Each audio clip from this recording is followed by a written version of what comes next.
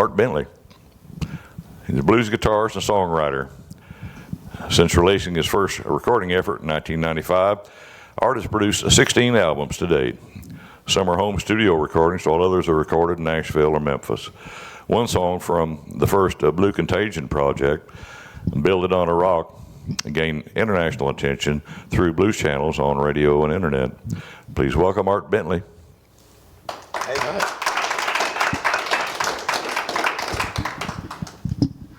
I guess my only qualification for interviewing Art is that I'm a music addict and have been as long as I can remember.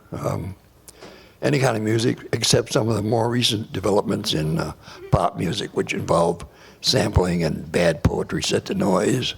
But other than that, I love it all, and I recently encountered Art about 4 years ago and been an avid follower ever since. So tell us about the origin story. The origin story. Well, I wore my granddad's hat tonight because he was my original inspiration. Mr. Walter Evans, my mother's dad, was a banjo player. He was a farmer by trade in Arkansas, rice and soybean grower. And anyway, I started out playing banjo actually a little bit with him. He kind of fancied maybe I would take after him in that respect, and then I heard Jimmy Page and dropped the banjo like a hot potato.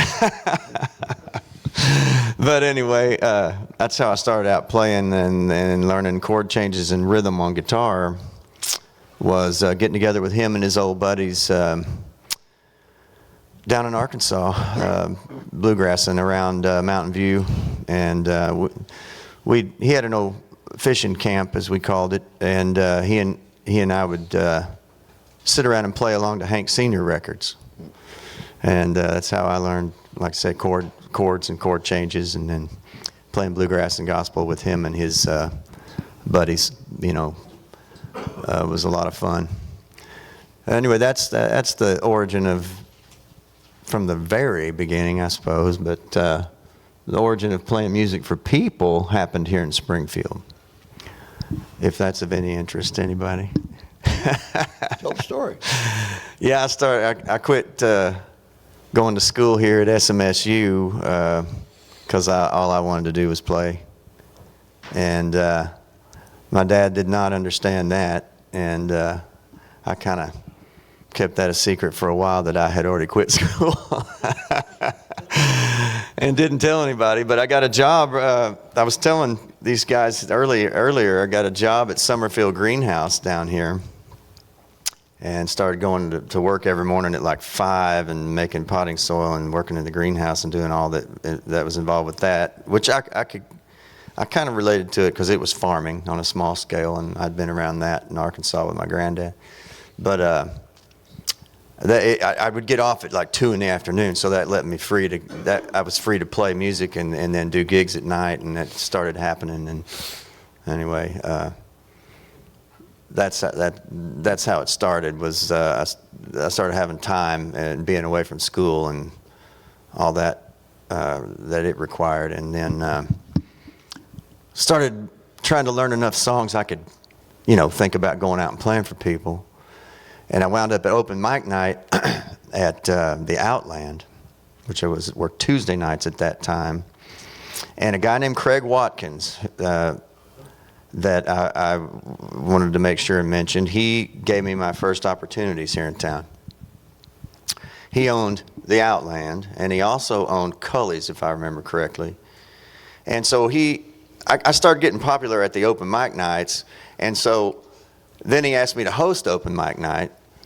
And then he'd say, well, open up for this band over here at Cully's on Friday, and then come over here and play. And then so then I was hosting open mic on Tuesday, and then I was playing Friday, and then he had me, so he had me playing like Friday, Saturday night both.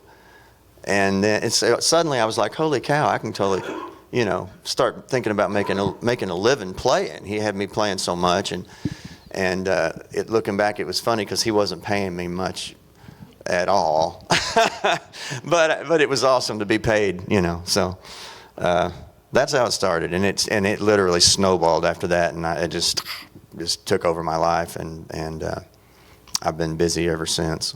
So that was probably 1990, 91, something like that. Career. Yeah, turned into it. You still play the banjo? Occasionally, yeah. I've played it on. Well, there's a album I have called Sounds from District 12. Right. Yeah, you got banjo on I that. play banjo on that record. Yeah, that was a home studio project. But like a dude was talking the other day, and he correctly said about his own piano playing. I think it was. He said, "I can play the piano. I am not a piano player," and that's genius in a nutshell, because that's the way it is with a lot of things. I can play the banjo to some degree, but I'm certainly not a banjo player. Yeah. Well, I don't know that anybody wants to admit that anyway, right? Hey, it evades me, that fifth string. I don't get it. I use a 4-string banjo actually. Yeah. Oh. Yeah. Okay. Yeah. What they call an old plectrum banjo. Yeah. You know. Yeah. Do you have any siblings? And if any, so No, I don't. so your main musical influence was your grandfather. Oh yeah. Yeah. Yeah. And my mom loved music. She was always listening to a lot of Motown and R&B around the house. She'd dance around a lot with me and stuff, you know, as a little kid. But yeah, Granddad was awesome. Who have been your biggest influences? Like other famous folks in the world that, well, like I said earlier, Jimmy Page really spun my head around. And I went through a period where I didn't know there was anybody in the whole world except Bob Dylan, probably. And the Stones. I really was into the Stones and always have loved their music. And then, like I said, my granddad he turned me on to Flatt and Scruggs and Hank Sr. And then I'd get in the truck with my uncle, his son, who was kind of like my brother. He was only 9 years older, and we'd drive around. And he'd listen to Hank Jr. So you know that generational thing really happened in that period where the older dudes, the old timers, quotes, were listening to Hank Sr. And then Hank Jr. came in and really like revolutionized the country music, at its time. And the guys like my uncle, they didn't care a damn about Hank Sr. I did, because I was little enough to respect my granddad's, of course. But you get that the whole generational gap really happened there with country music. But influences otherwise, just man, I love so much music. I guess for my mom, like I said, listening to so many different kinds of things, and my dad was listening to things more like Gordon Lightfoot and Jimmy Buffett even, and kind of softer rock stuff in a way, Aside from influences, what music do you enjoy listening to? These days, well, I get into different things at different times. I went through a period recently where I was kind of obsessed with Amy Winehouse and Lana Del Rey. A couple of, that Lana Del Rey has a thing that's really interesting. And so for periods of time, I get into things that are musically different and interesting. Something that maybe I hadn't heard quite in the same way. And I don't know. I'm just real. It's like food cravings, I guess. If you're craving chocolate, you go find it, and it's like certain kinds of music appeals to you at certain kinds of times. But I always go back to people like Johnny Winter, as a staple of, he's just somebody I listen to. I just like Johnny Winter. I have him on quite a bit, but then I go back and listen to Stones records. There's certain times where I'm like, I got to go hear Sticky Fingers, man, or I drag out Abbey Road, it's just, and there's certain periods of time when I'll go and listen to nothing but reggae for a month, and I'll just be obsessed with it. I'm just like, can't get enough, and I'm just like, so I don't know. You ever do any reggae? Oh yeah. When? I love reggae. Well, in the summer when I'm at the lake playing. Yeah, I do a lot of course, Bob Marley, you know, Oh, yeah. but different kinds of things. I don't think I've ever heard you do reggae. Yeah. My first big hit was, let's see, 97. I recorded a home studio project called Dish, and it had a song on there called Sunday Afternoon. And back then, you know, before the internet stole our revenue stream of selling CDs, I sold 6,000 copies because of Sunday Afternoon. Oh. I mean, I just kept having to have 100 more pressed just all the time, you know what I mean? And I still, to this day, if I go anywhere like Kansas City or somewhere where people who went to college here at that time and now live, or like the Ozarks where I play, people come up and say, play Sunday Afternoon. It's reggae. Yeah. I put it on there as a tribute to Bob Marley, basically. I played kind of a cheesy little keyboard part on a cheesy little Casio keyboard that I had, and like they, you know, because in the islands they had, you know, back in the time they didn't have access to like all of the instruments that we would here in America. So a lot of the instruments they used on those old reggae records were like pawn shop stuff here that we would pass on, you know. So it rang true to me. In other words, you know, to use a little keyboard like that on it. But yeah. Tell us about Nashville, your time in Nashville.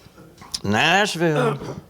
Well, I went there with kind of an open heart and reverence because of my granddad and my connection there, and of course being from the South. I was born in Jonesboro, Arkansas, and you know my whole family from down in that area. My dad was from the Boot Heel, but you know my grandma, and I still have it to this day, had a little souvenir from the Grand Ole Opry sitting on her shelf in her living room. You know, so I grew up with a lot of reverence for Nashville and what it stood for in my mind. And when I first started going there, I was a really young dude, and just to scope it out. And I can't remember the time frame exactly, but I was there before Nashville changed. And I didn't play. I didn't go try to shop myself or any of that kind of thing. I was just there, and I stayed on the streets, you know, like slept in the back of my truck and that kind of stuff, and hung out with homeless dudes, and just kind of learned the old school Nashville scene. And I tell people, if I ever get in this conversation with people and they have time to listen, Nashville back then smelled different. I would get out of the truck and you just smelled it. You felt it. It was different.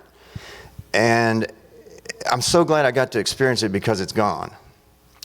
The smell's gone. The feeling in the air's gone. And I haven't been back there in quite a while, since probably 2013. But at that time, at the time I left in 2013, it had not returned. I don't know if it has.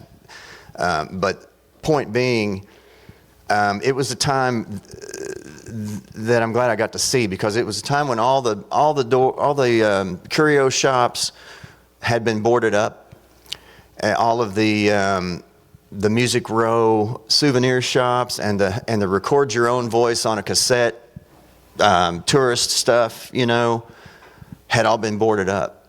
Old Nashville was literally dying, and I'm so glad I got to see it firsthand and up close, because by the time I came back here and started playing and making a living and all that, and by 2004, when I went there to record my first record in Nashville, it wasn't the same anymore. It was that feeling in the air, that smell, just the grit of old school Nashville was tangibly gone. And I felt it as soon as I got out of the truck. I was like, something's different. And of course, you know, I didn't identify it immediately. I just knew something was different, and it took me a while to put my finger on it. But then after I got involved with people in the town, I could see clearly why. It was just a different mentality had grown into the culture, you know, if you will. So I'm glad I got to see it from both sides. But anyway, I recorded 4 albums there between 2004 and 2013, and played with a lot of famous people in the studio. Had a lot of really, really cool dudes come in to record that played on everybody's, you know, records, you know, that kind of thing. And then, got to open up for some famous folks, and met a lot of people, but I never could stay and be one of them because I had gigs booked and I'd be in the studio 12 hours a day for 3 days or something, and then I'd just turn around and have to come back and then get on the road and play, 4 or 5 days or whatever. So it was always a real balancing act, and I learned pretty quick that you can't really do that. You got to move there and be one of them, and work within their system. And they really don't like someone who doesn't need them. In other words, if you write your own songs and they can't have half of the credit, you're not as attractive. And it's just monetary, and I get it. It's just a monetary thing. So when everybody's trying to make a living, then you have to be more of a team player than perhaps I was able to be. I don't know, but I really enjoyed my time there. All that aside, and I kind of miss the city sometimes. But once I finished that 4th project, I knew I probably wasn't coming back. Corporatization have something to do with that? Well, what do you think? Yeah. Well, like I said, like everything else. Well, yeah, just a different mentality. Like, I had a meeting with a guy that I literally was aware that he could have changed my life just like that. And as soon as I walked in the room, I knew there was no point in having a discussion, And I was, at the time, I was playing country bars like extensively. I was very popular in like Wichita and Kansas City, and traveling all over Oklahoma and Little Rock and St. Louis and Memphis, playing a lot. But anyway, I was opening up for people like Eric Church and Dierks Bentley, and I was living the life. I was on the road doing it, And this guy sat there and lectured me about what the future of country music was going to be: Sugar Land, Keith Urban, and Rascal Flatts. And I was like, this dude's 5 years behind. He has no clue what's happening. He probably graduated from Vanderbilt and was moved right into an executive position there, and I won't say where, but he sat there and lectured me, and I took it. I didn't argue with him, but I was just thinking to myself, it's been 5 years since anybody's requested Rascal Flatts. I mean, he didn't understand that Red Dirt was actually already taking over country music. You know what I mean? In a real sort of way, as far as in the grassroots community of country fans that I was seeing everywhere I went. So we just didn't connect. It was just a total disconnect, and so it didn't pan out for my benefit anyway. So, You ever play in Austin? I did. I did South by Southwest one time in Austin years and years ago. Talk about that. Well, I got a funny story about Austin, if I can remember. Well, that was another trip to Austin, actually, with my band at the time. I've been to. I guess I played Austin twice. Once with my band.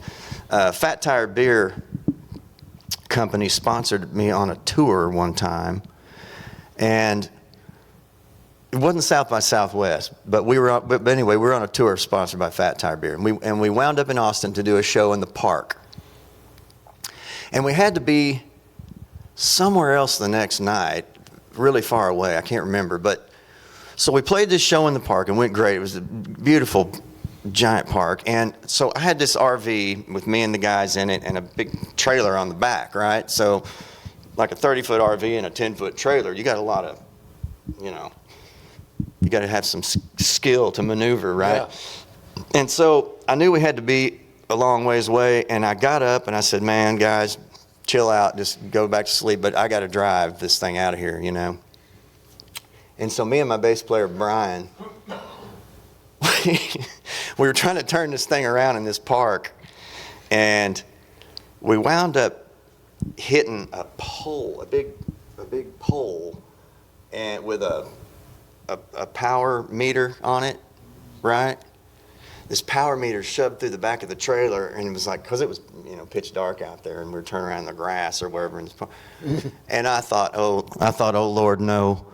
And anyway, we had to patch the hole in the back of the trailer and head on down the road.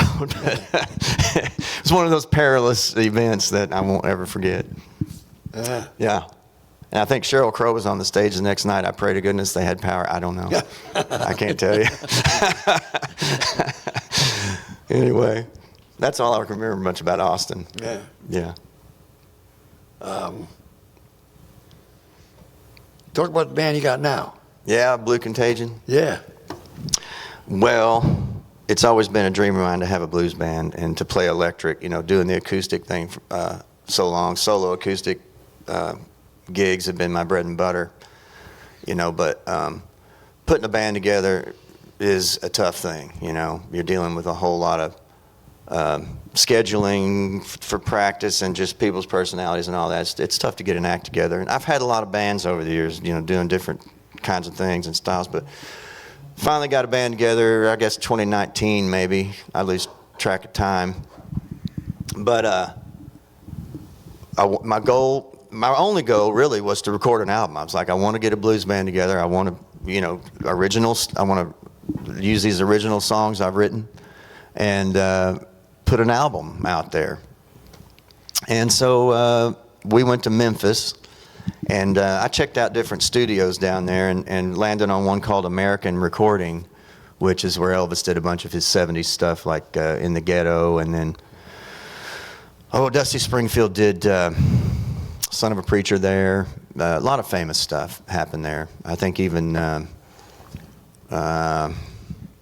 Sweet Caroline was recorded there, I think, and Dock of the Bay. Those kind of things were really interesting studio.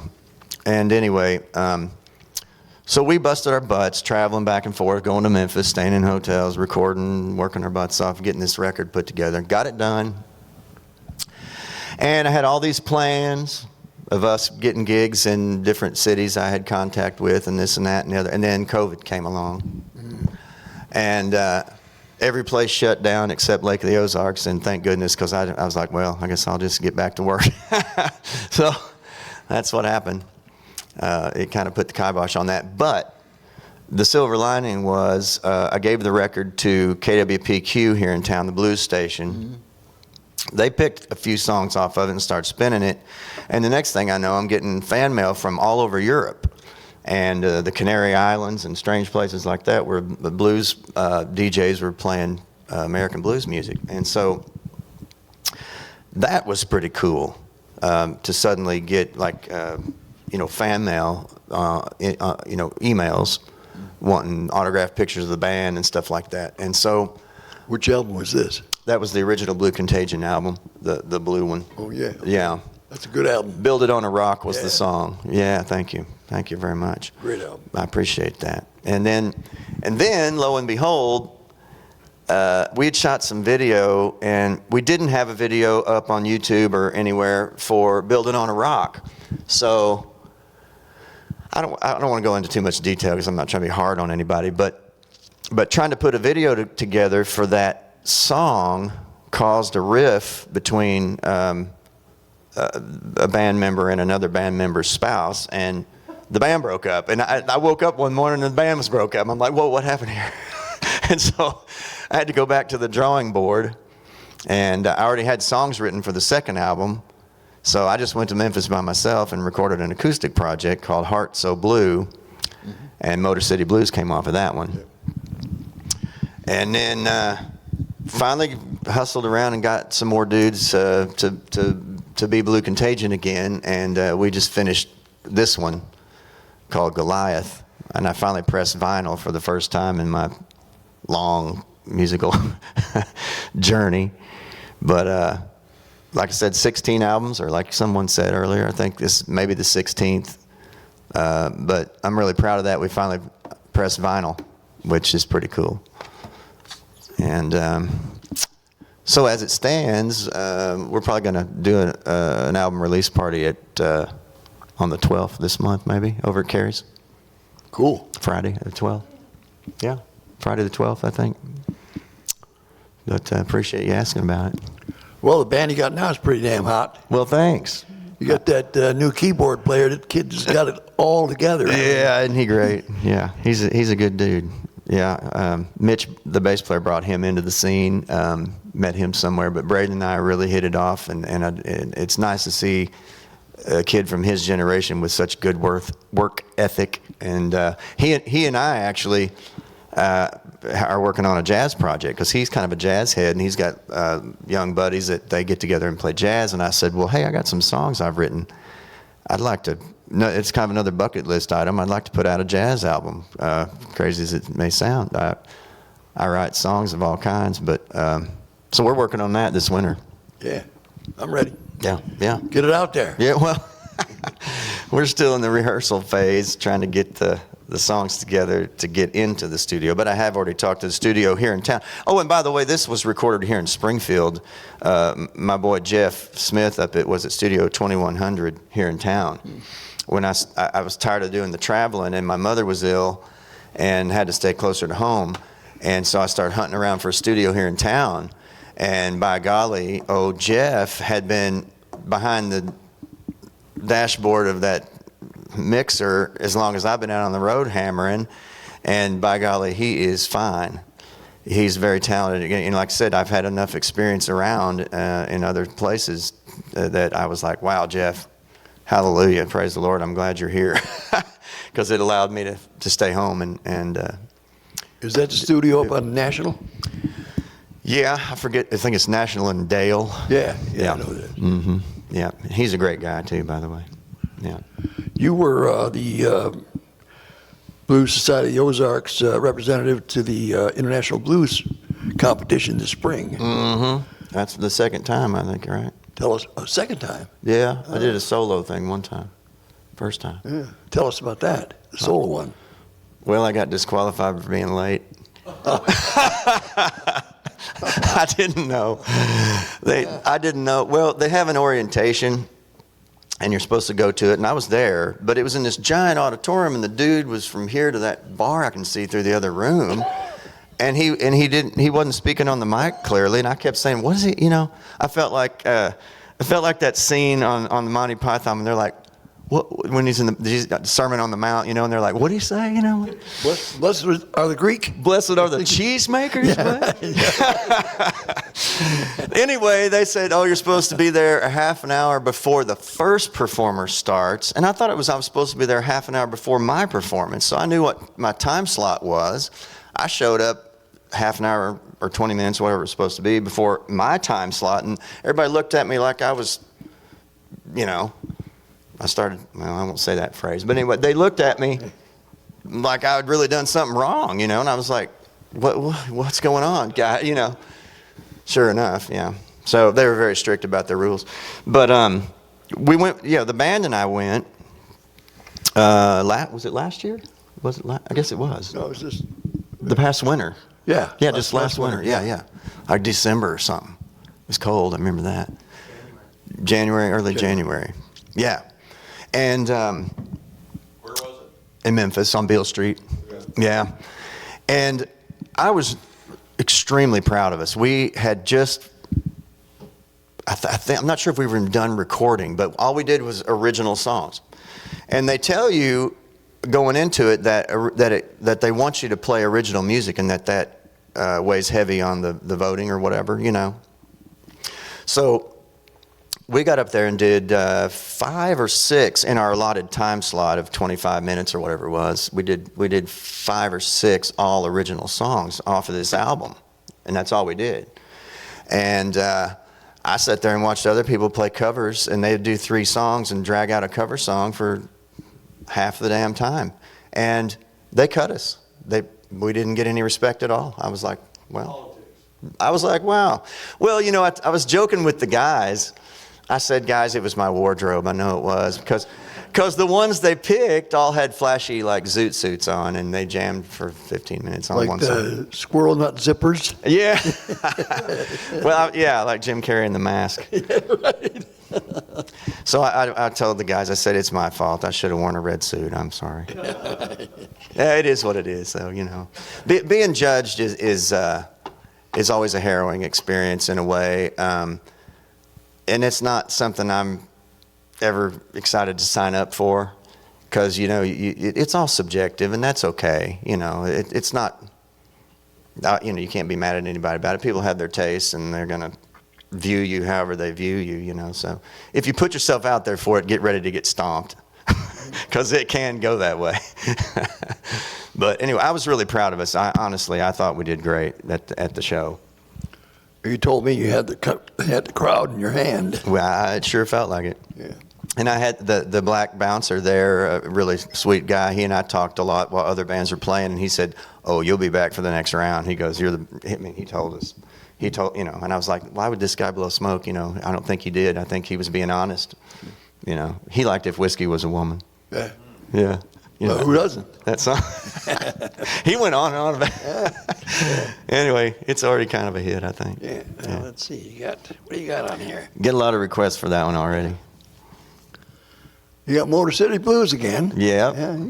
You do that about every album, don't you? Well, I just figured I recorded it solo the first time. Yeah. And Then you got the video. And Jenna English sings backup on Motor City Blues on this record.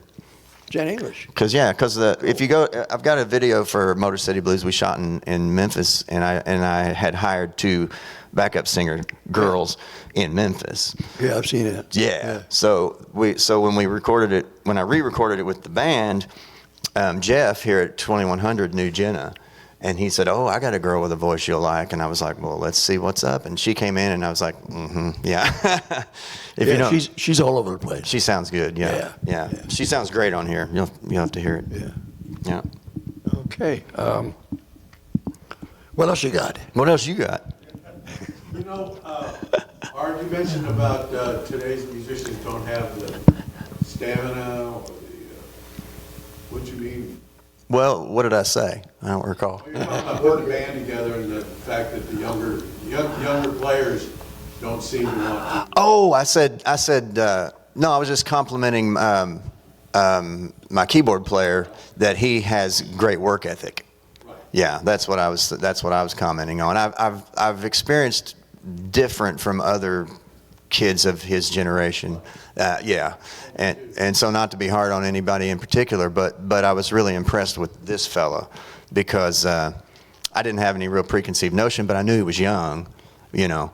But like I said, to his credit, he's got a solid approach to things, you know.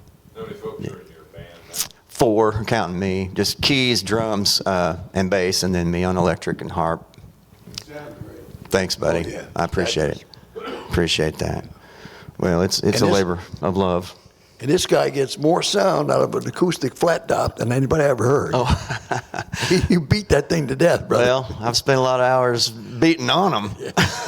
I've worn a few out. Yeah. Well, I've always loved. I've loved playing acoustic, you know, too. I love both. They're just different animals, acoustic and electric, but I love them both. Yeah.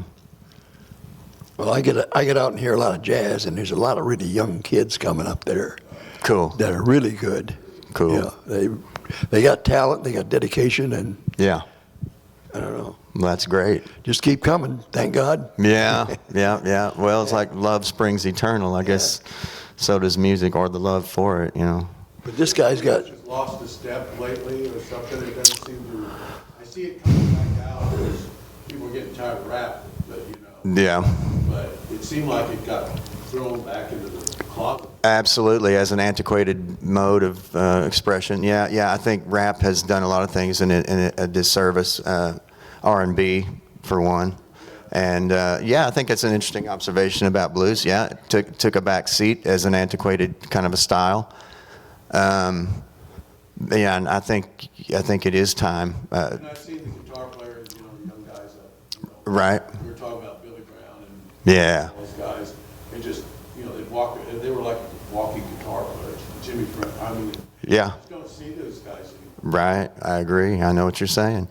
Yeah, I think the blues obviously is a timeless thing, and it's just a genre I've always wanted to feel real comfortable in. And honestly, it was a challenge to front a blues band confidently. As you know, if you get into any genre, just like I was saying about a competition, if you put yourself out there and say, this is what I'm doing, then the critics come out of the woodwork. You know, if you say, oh, I'm I'm a blues player, then you're going to have everybody out there looking at you, you know, are you? Let's see what you are, you know. So, and that's only fair. But it is, but, you know, when I first decided to do it, I didn't do it, I think, perhaps as well as I'm doing it now. And I certainly haven't gotten where I'd like to be. But it's been something I've aspired towards, if you will. Well, like in Crossroads, you said you're not blues man yet. Yeah. You got a lot to learn. Yeah, you don't get there overnight. And as I found out, you know, even with a strong desire to do it, there's a big difference in wanting to do it and getting up there and pulling it off. So I'm proud that people seem to be perceiving I must be doing okay with it. I've got Jimmy's stamp of approval over here. That's right. Thanks, buddy. Questions? What do you got? Yeah. All right. First of all, what was your grandfather's profession? He was a farmer. And did he play much music out in the public for people? No, not as a paid performer. No, he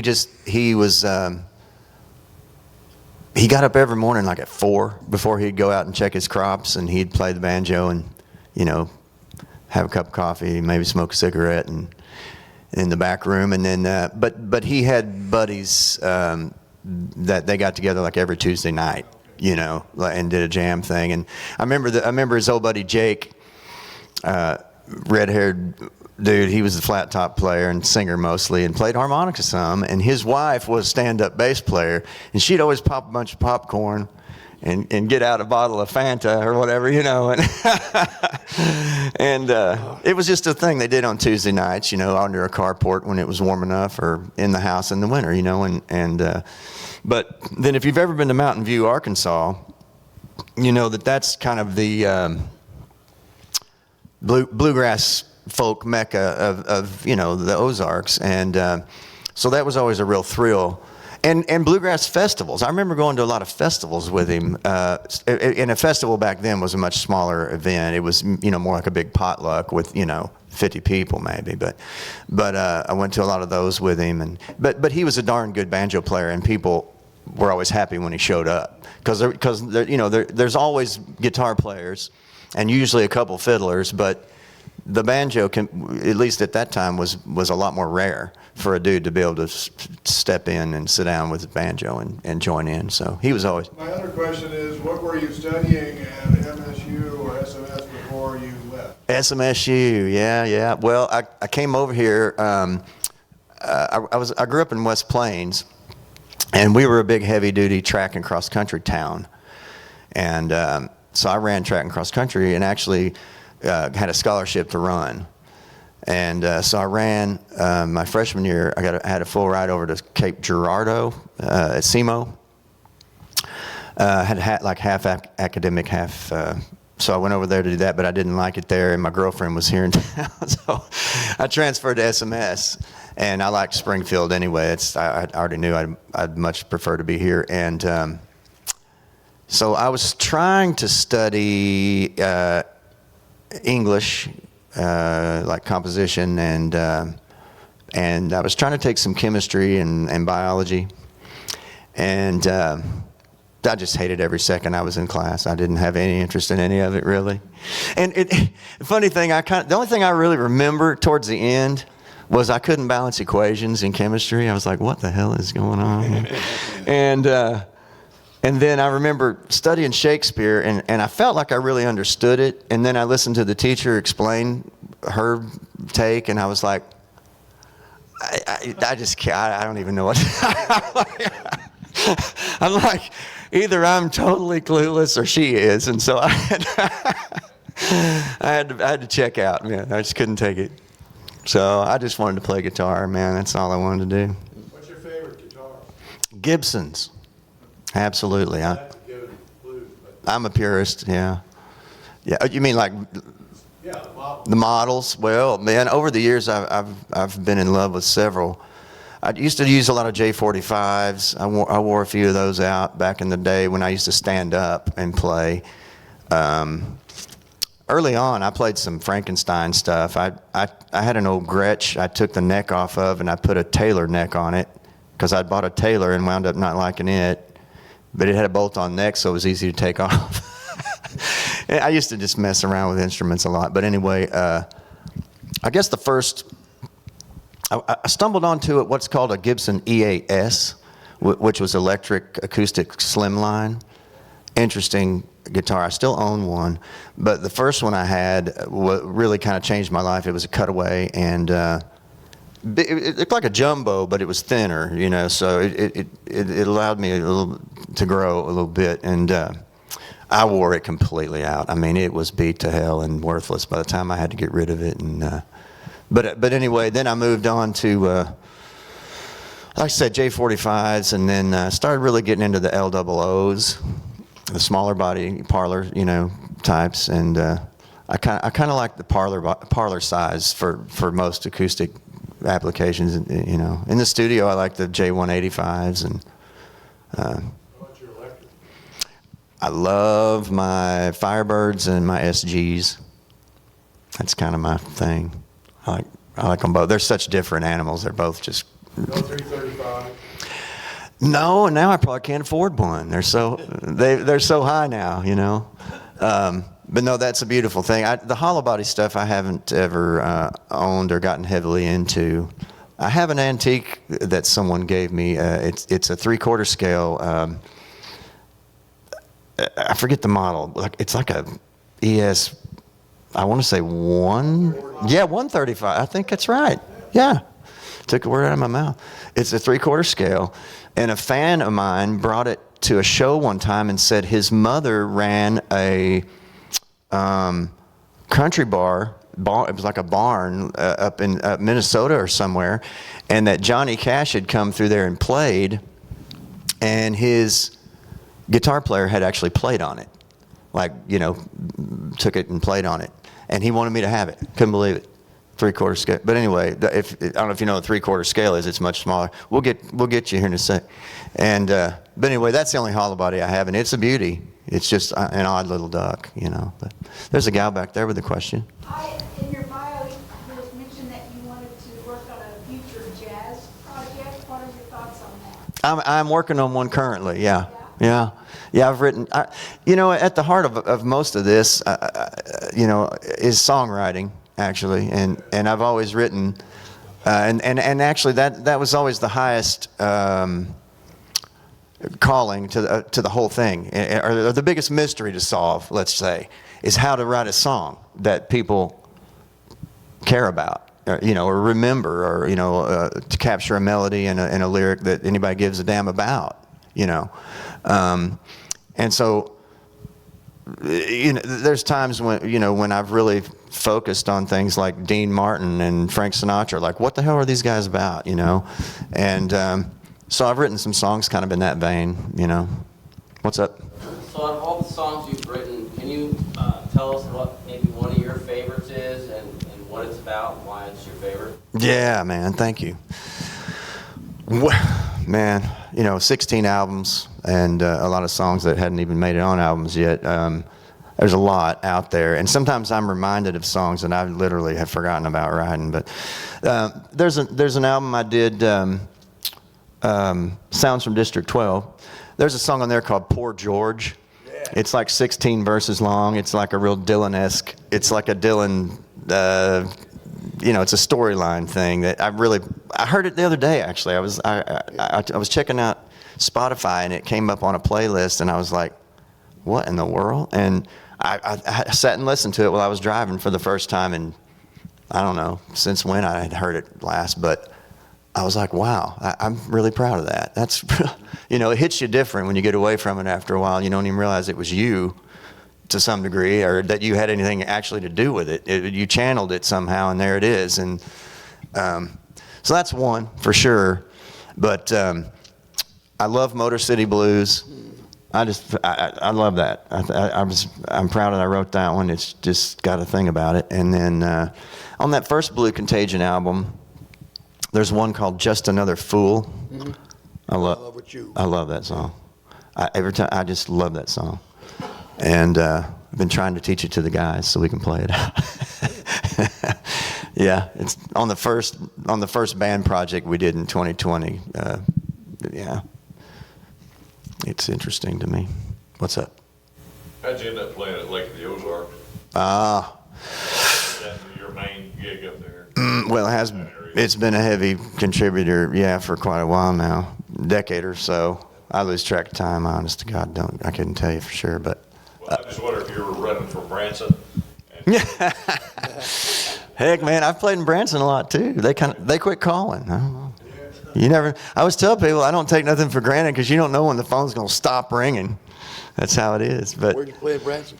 I played a lot of places down there. I used to play the Outback years ago, and then I played what's that Irish pub on the landing with the funky name?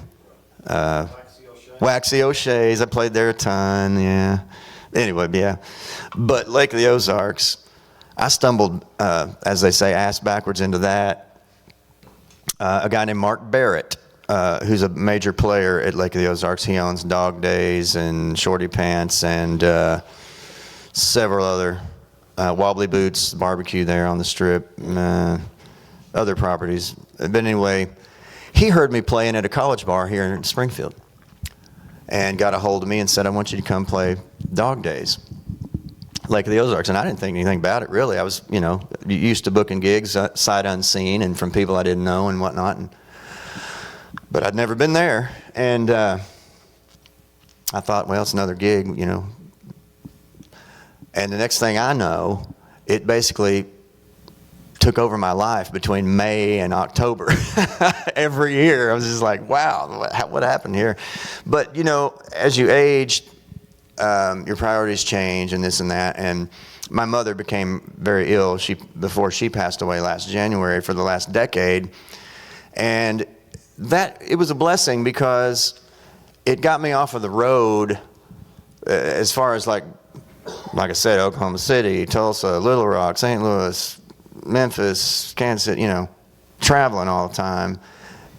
I could always be close enough to home and still play 4 nights a week, at Lake of the Ozarks, 3 or 4, and suddenly, so I didn't see it coming, but it was a real blessing that it did, and so I've been thankful for that. But it's a crazy but interesting place, and it really allowed me a lot more musical freedom. Like we were talking about jazz and things like that, things that had always interested me, I was suddenly able to experiment with and play for people, retirees and people who were there to, with their families and whatever. It wasn't just a college bar or just a country bar.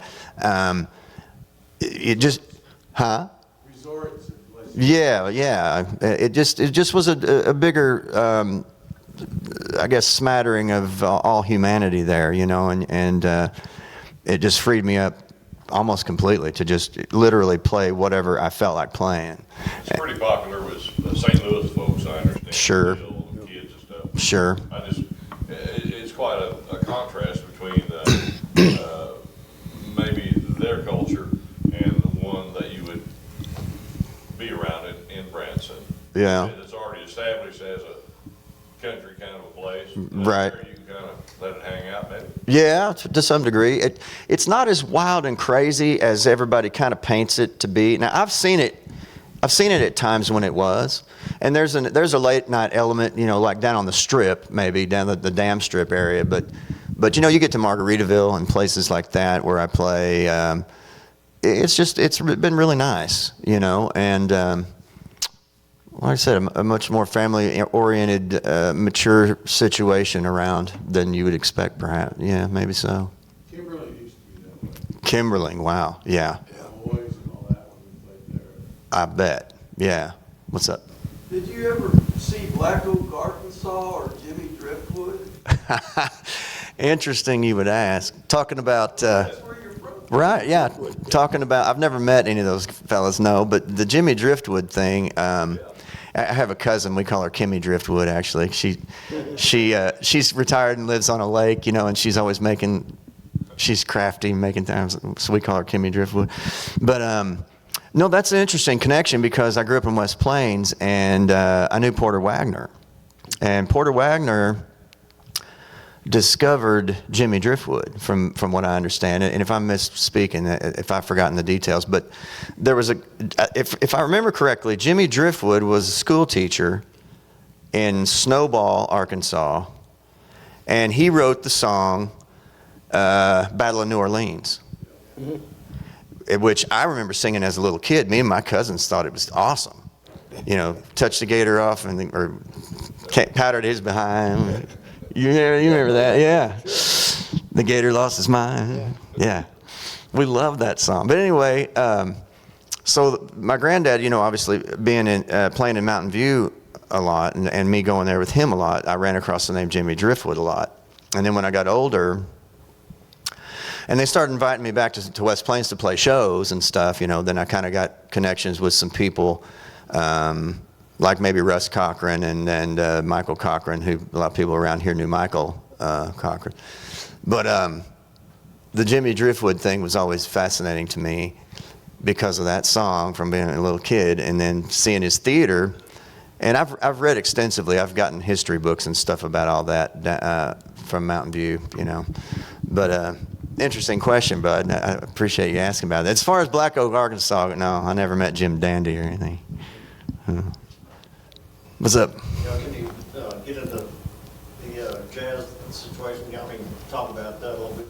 Well, it just spawned from songwriting, dude. And I've just, when I write songs, I kind of categorize them. You know, so I've got these jazz songs that have been piling up, and not like 40, but like 6, and that I feel pretty strong about. And my new keyboard player, Braden O'Neill, like I said, he was talking to me at blues practice about how he and his young dudes are doing this jazz fusion thing. And anyway, my drummer had to take some time off, my original drummer, Denny, who's on this record.